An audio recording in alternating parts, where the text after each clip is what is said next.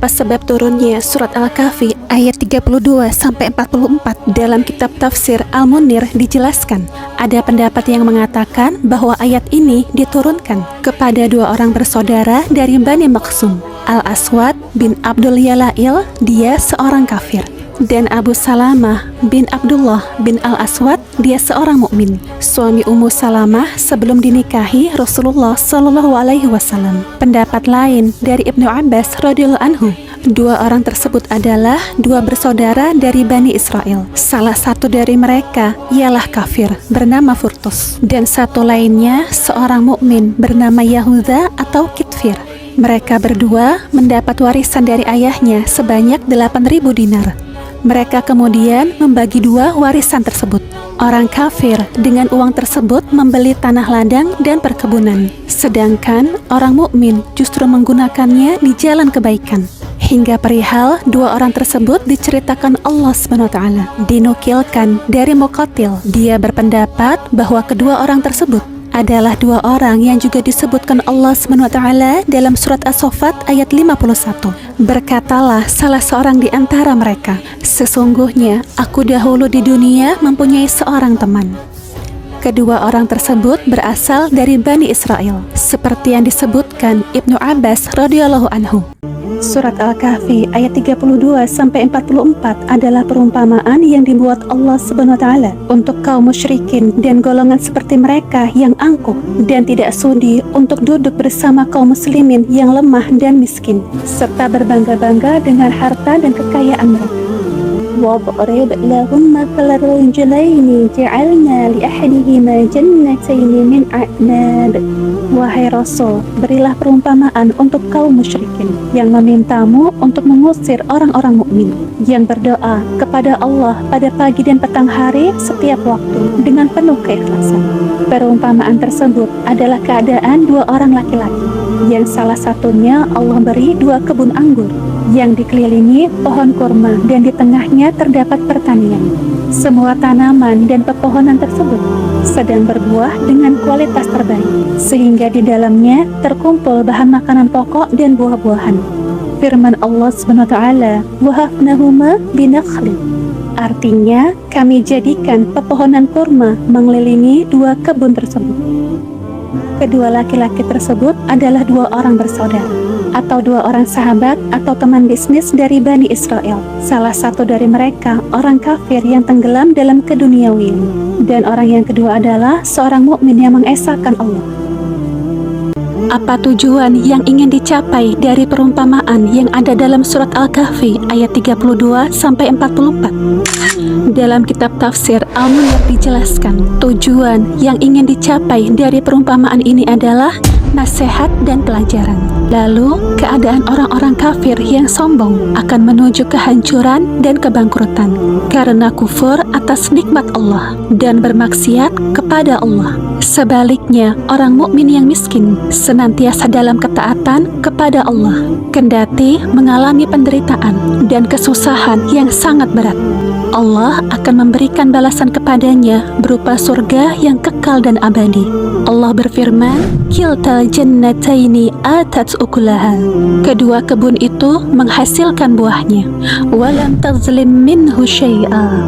Dan tidak berkurang buahnya sedikit pun setiap tahunnya. "Wa fajjarna khilalahuma nahara." Dan kami keluarkan serta kami alirkan di tengah keduanya sebuah sungai. Sungai tersebut terbagi menjadi beberapa cabang untuk mengairi kebun tersebut dari berbagai sudut dan sisinya. Wa kana lahu thamar. Pemilik kedua kebun tersebut masih memiliki kekayaan lainnya berupa emas dan perak sebagai hasil perdagangan dan pengembangan hasil buminya. Semua kekayaan ini mengakibatkan wa kana lahu thamar. Pemilik kedua kebun tersebut masih memiliki kekayaan lainnya berupa emas dan perak sebagai hasil perdagangan dan pengembangan hasil buminya. Semua kekayaan ini mengakibatkan orang kaya ini menjadi sombong, angkuh, dan hidup glamor dengan harta. Sama seperti keadaan setiap orang kaya yang lupa diri. Faqala li sahibihi wa huwa yuhawiruhu ana aktsaru minka mala wa a'azzu nafara. Pemilik kebun itu kemudian berkata kepada sahabatnya yang mukmin dan miskin, seraya mendebat dan mengajaknya berdialog dengan membanggakan diri. Hartaku lebih banyak darimu dan pengikutku lebih kuat. Maksudnya, pelayan, pengawal, dan anakku lebih banyak, dan keluarga serta sanak kerabatku kuat dan selalu membelaku. Dengan semua yang dimilikinya, ia semakin lupa diri dan mengira bahwa kekayaan tersebut akan kekal dan tidak akan musnah. Hal ini karena pendek akalnya dan lemah keimanannya kepada Allah. Kondisi ini diceritakan di dalam Al-Quran. Dengan semua yang dimilikinya, ia semakin lupa diri dan mengira bahwa kekayaan tersebut akan kekal dan tidak akan musnah. Hal ini karena pendek akalnya dan lemah keimanannya kepada Allah. Kondisi ini diceritakan di dalam Al-Quran. Wa dakhala jannatahu wa huwa zalimun li nafsihi. Orang yang kaya raya ini masuk ke dalam kebunnya yang mempunyai dua bagian bersama sahabatnya, seorang mukmin yang soleh, lalu dengan penuh bangga terhadap hartanya tersebut dan bersikap zalim terhadap dirinya sendiri karena kufur, melebihi batas dan sombong, serta mengingkari hari kiamat saat dia memperlihatkan buah-buahan dan sungai di kebunnya. Dia berkata, aku kira kebun ini tidak akan pernah sirna untuk selamanya. Aku kira hari kiamat tidak akan datang seperti yang kamu katakan, sahabatku. Perkataan as-sa'ata qa'imah maksudnya hari kiamat akan terjadi. Dia tentu saja bersalah dalam dua keadaan tersebut karena menzalimi dirinya dengan memposisikan dirinya bukan pada tempatnya, yaitu kewajiban untuk bersyukur atas nikmat Allah dan berpikir tentang hari akhir. Hal tersebut akibat angan-angannya terlalu tinggi, terlalu berambisi dan benar-benar lupa diri dan sangat terlena oleh kehidupan dunia. Selanjutnya, laki-laki yang kafir tersebut. Pada kisah pemilik dua kebun yang ada dalam surat Al-Kahfi, pada ayat 36 disebutkan, laki-laki yang kafir tersebut selanjutnya bersumpah seandainya berjumpa Tuhannya. Wala irradittu ila rabbi la'ajidanna khairan minha munqalaba.